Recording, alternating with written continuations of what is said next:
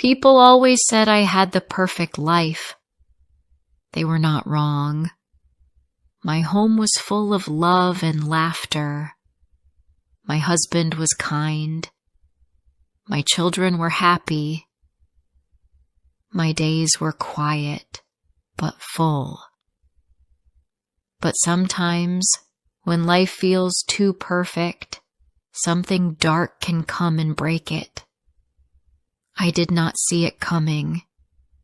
I did not expect it.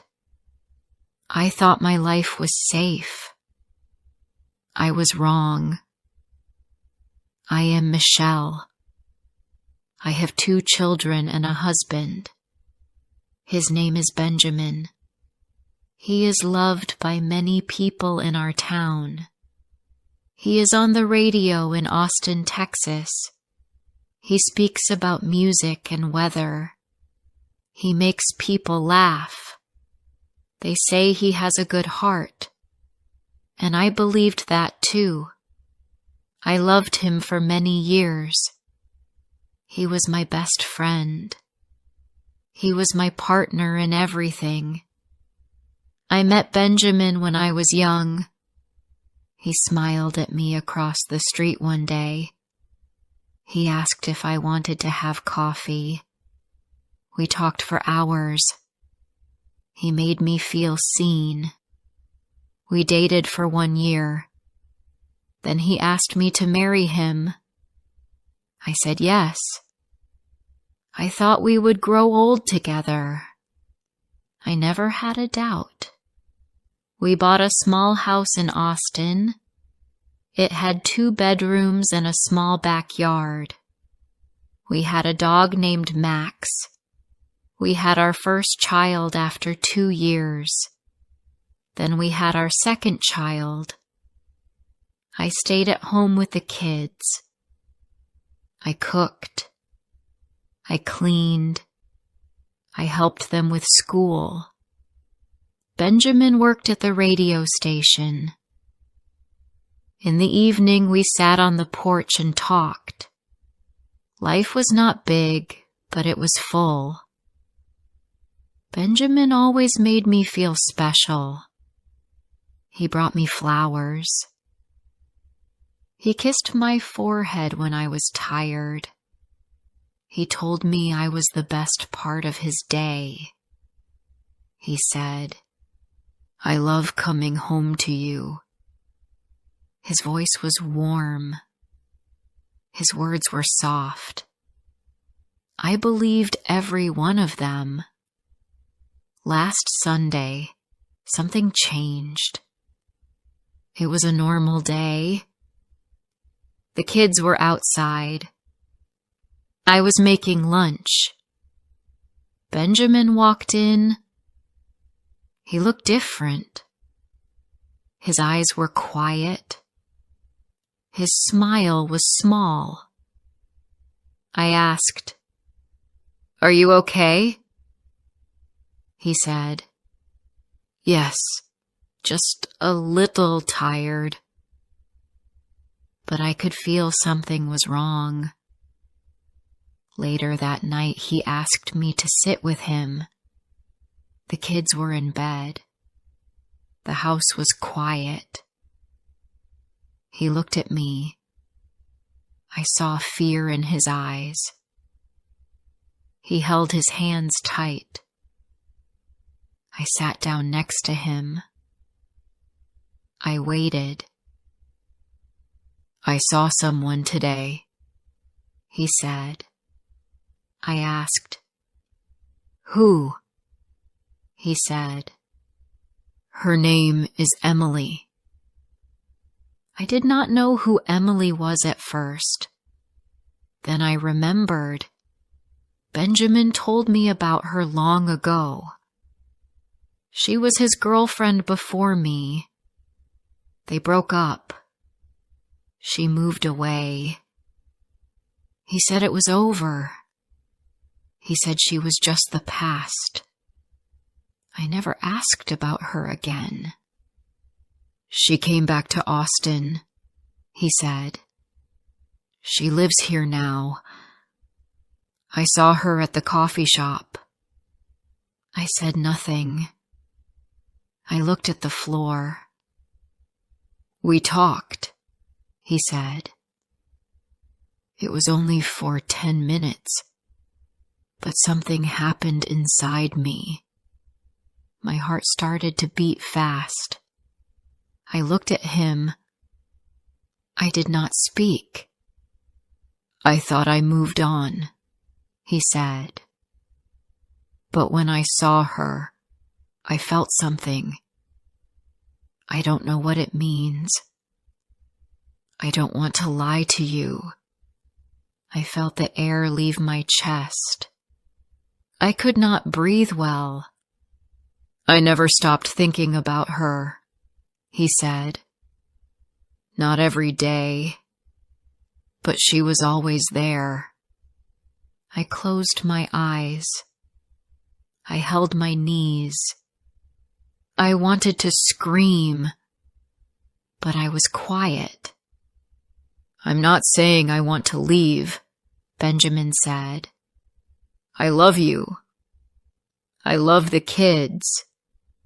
But Emily, I never really said goodbye to her. I said, Do you want to see her again? He said, I think I need to. I stood up and walked to the kitchen. My hands were shaking. I poured water but did not drink it. I looked out the window. The sky was dark. My heart was dark too. He came to the kitchen. He said, I want to be honest with you. I don't know what I'm doing. But I had to tell you. I asked, Are you planning a life with her? He said nothing. I asked again, Benjamin, are you thinking about a life with her? He looked at me. His eyes were red. He said, I don't know. That night, we did not talk more. We slept in the same bed, but it felt like two different worlds. I turned my back to him. He did not touch me.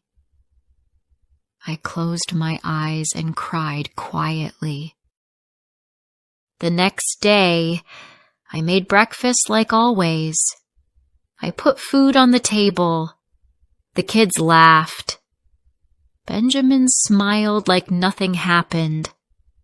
But everything had changed. I looked at him across the table. He was still my husband, but not fully mine anymore. After he left for work, I sat on the couch. I looked at the family photo on the wall. We were smiling in the picture, but now my smile was gone. In the evening, Benjamin came home with flowers. He gave them to me. I did not take them. I did not meet her, he said. I could not. I sat in the car. I looked at the door, but I thought of you. I thought of our life. I looked at him, and I drove away, he said. But I still think about her. I did not answer. I walked past him. I picked up toys from the floor. I cleaned the table. I did all the normal things. But inside, I was broken. That night he asked, Can we talk? I said, What more is there to say? I'm confused, he said. I'm hurt, I replied. He sat down. He said, I'm sorry. I did not want sorry. I wanted my life back, but I knew it was gone. Now every day feels long. I do not know what he is thinking. I do not know if he will meet her again. He says he loves me, but he also feels something for her. I want to be strong. I want to fight for my family, but I don't want to beg. I don't want to live with a man who loves another woman. I look at my children. They are small. They need both of us. But I also need peace. I need truth. I don't know what to do. Maybe he will stay. Maybe he will go. Or maybe he will never fully choose. And that is the hardest part. I wait each day. I listen to his voice. I watch his face. I wonder, am I still his home? I don't have an answer yet. Before I share the rest of my story, I need to know, where are you listening from? Knowing someone hears me, understands me, gives me strength. The next few days felt slow and heavy. I moved through them like someone underwater. I woke up, made breakfast, packed the kids' lunch, folded laundry, and cooked dinner. I did everything I always did, but something inside me had changed. My hands worked, but my heart stayed quiet. I smiled at the children, but it was not the same smile. It was smaller, weaker, tired. Benjamin acted normal. He helped with the dishes. He asked about the kids' homework. He kissed me before bed, but I could feel it. His thoughts were not all here. His eyes looked far sometimes. His voice was soft, like he was careful with every word. I could tell he was trying, but trying was not the same as truth. I stopped asking questions. I was scared of the answers, but I watched him closely.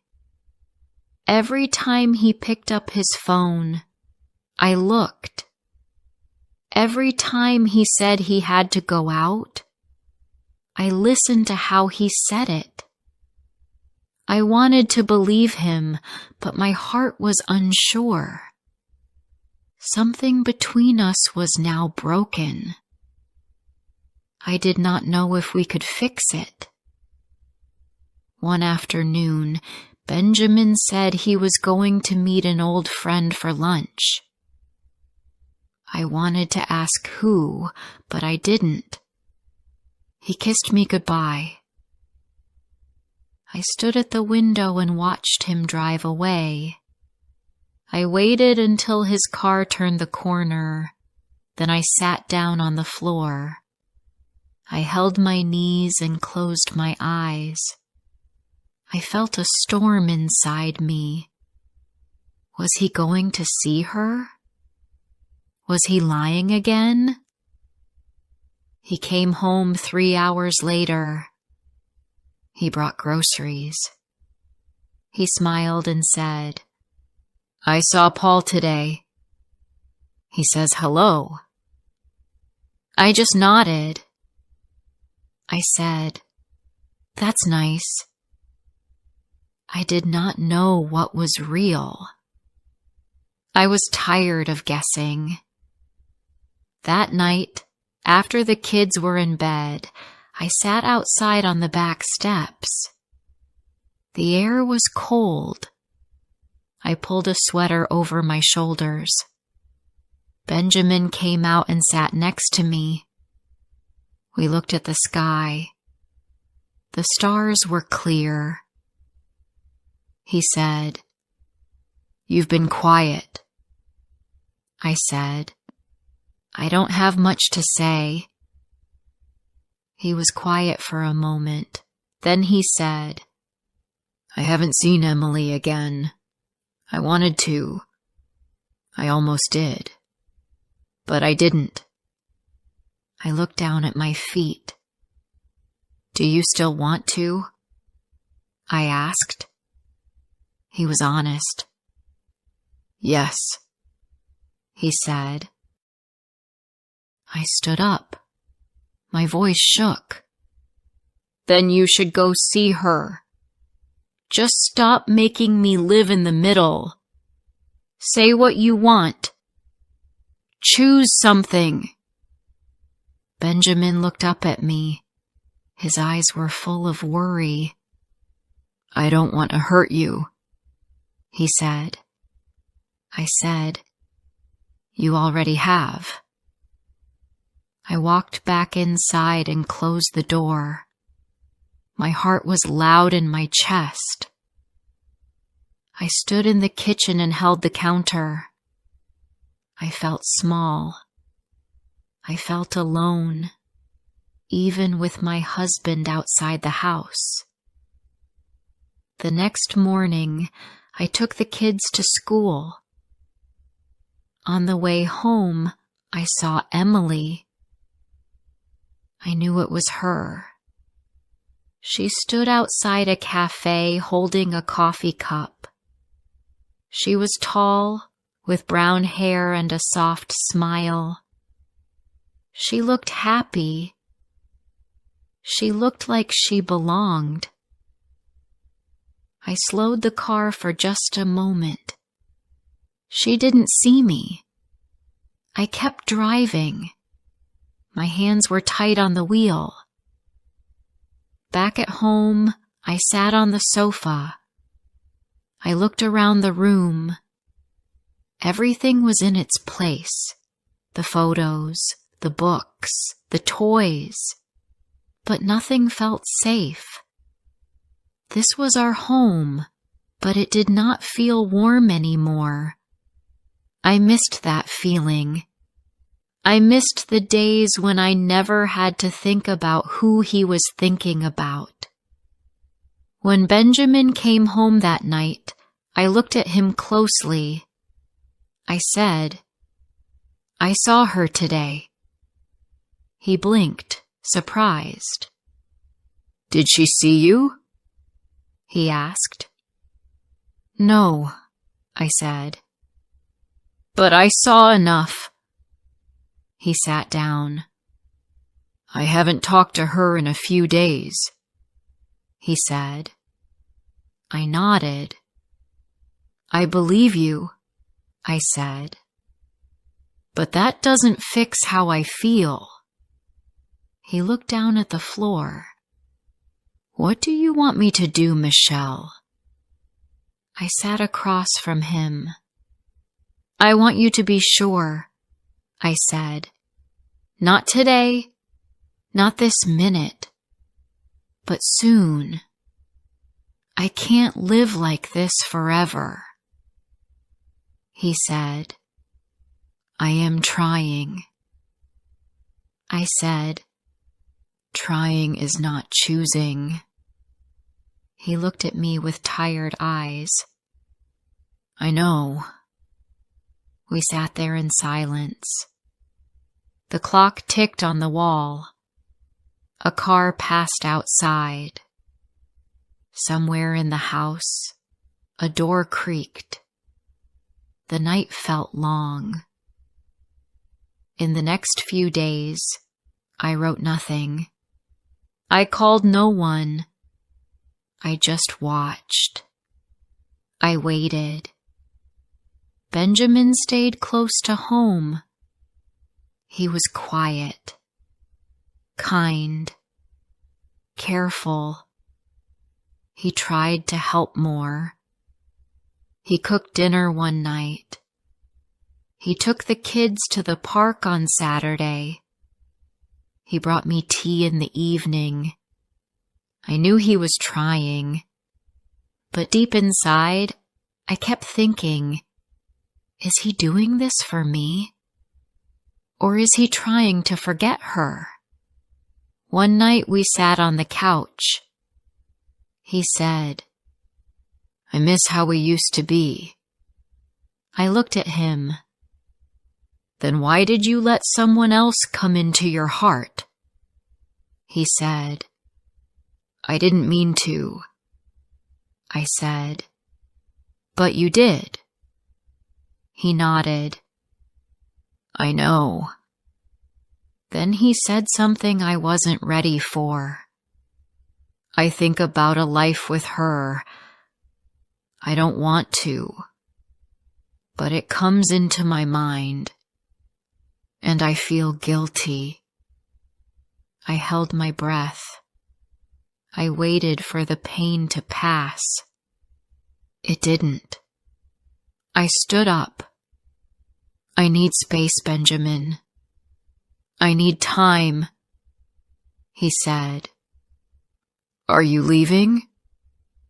I said, "No, but I don't know if I want to stay like this." He reached out for my hand. I didn't give it. "I love you," he said. I said, "I used to believe that without doubt. Now I don't know what I believe." I stayed quiet for a few days. I needed space, like I told him. But we lived in the same house. There was no real space. I still saw him every day. I still made food. I still helped the kids with homework. I still shared a bed with him at night, but I did not feel close. I turned away when we slept. I did not reach for his hand. He did not reach for mine. Benjamin did not meet Emily again, at least not that I knew. But the silence between us was hard. I could feel him looking at me. I could feel the weight in the air. Every moment felt full of questions. Was he thinking about her? Was he waiting for me to leave? Or was he hoping I would forgive him? One night we sat on the couch after the kids were in bed. I looked at him. He looked tired. I asked, "Do you still love her?" He did not answer right away. Then he said, "I don't know what kind of love it is, but yes, I feel something." My chest hurt. I stood up and walked to the window. I said, "That is not the answer I wanted to hear, but thank you for being honest." He walked over to me. "Michelle," he said, "I do not want to lose you. I want to fix this. I want to stay." I turned to him. "Then stop holding on to her in your heart." He said, "It's not that easy." I said, "It should be." The next morning, I packed a small bag. I told him I was taking the kids to my sister's house for the weekend. He looked sad but did not stop me. I think he knew I needed this time.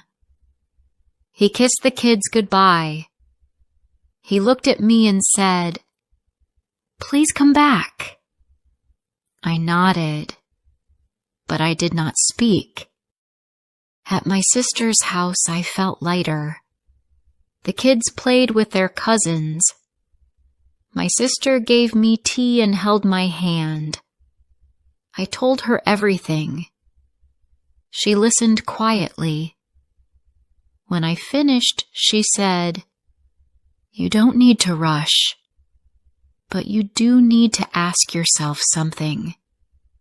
Can you live with him knowing he still thinks of her?"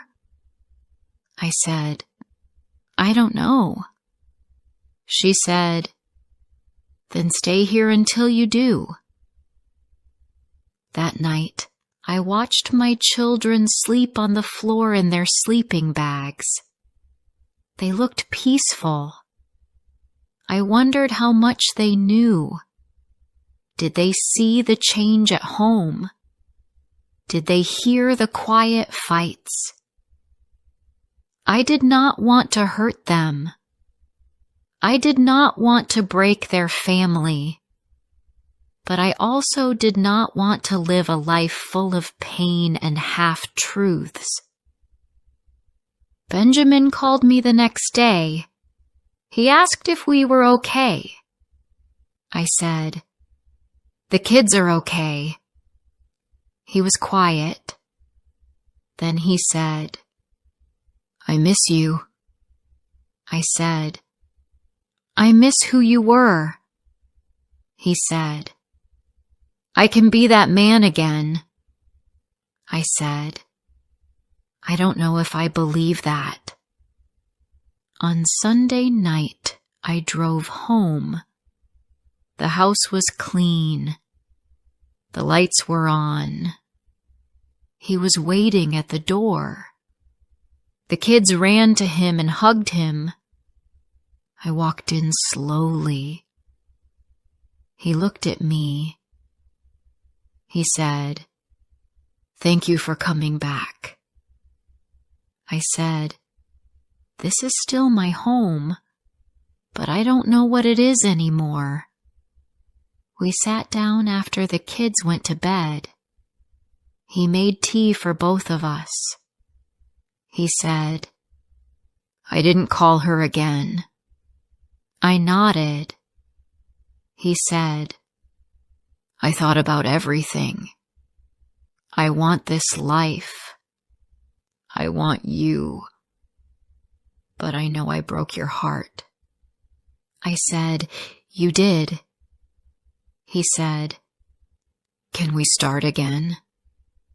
I looked at him. I wanted to say yes, but I stayed quiet. That week we lived like two people trying to fix something broken. He helped more. He spoke kindly. He watched me like he was afraid to lose me. I was softer too, but not the same as before. Something inside me had closed. One evening, I saw a letter in the mail. It had no name on the front. I opened it. Inside was a card. Just a simple white card. The message said, "I'm sorry. I didn't mean to come between you." There was no name, but I knew it was from her. From Emily. I showed it to Benjamin. He read it, then placed it on the table. He said, "I didn't know she sent this." I believed him, but the pain came back again. I said, "She still wants to be part of this." He said, "But I don't want her to be." I said, "But she already is." That night, I sat alone in the living room. I looked at our family photo. I saw the happy faces, the strong love we once had. I touched the frame. I whispered to myself, "What am I going to do?" I did not have an answer. Days passed. Nothing big happened. No fights. No big talks. But also no deep smiles. No real peace. We acted like a couple again. But inside me, the storm was still there. It was quiet, but it had not ended. One day, Benjamin came home with flowers. He gave them to me and said, "I know you don't trust me yet, but I'm not giving up." I took the flowers. I placed them in water. I said, "I don't know if I can ever trust you like before." He said, "I'll wait." I said, "What if I never do?" He said, "Then I will live with that." I went to bed early that night. I lay down next to him. I closed my eyes. I was tired of thinking, tired of feeling too much. I wanted to wake up and feel nothing, or feel love again, or at least feel sure, but I didn't. I just felt stuck. And that is where I still am, in the middle, between holding on and letting go, between pain and hope, between past and future. I don't know what will happen next, but I do know this. Sometimes love does not break in one loud moment. Sometimes it fades slowly, and you are left standing there, still married, still home, but lost.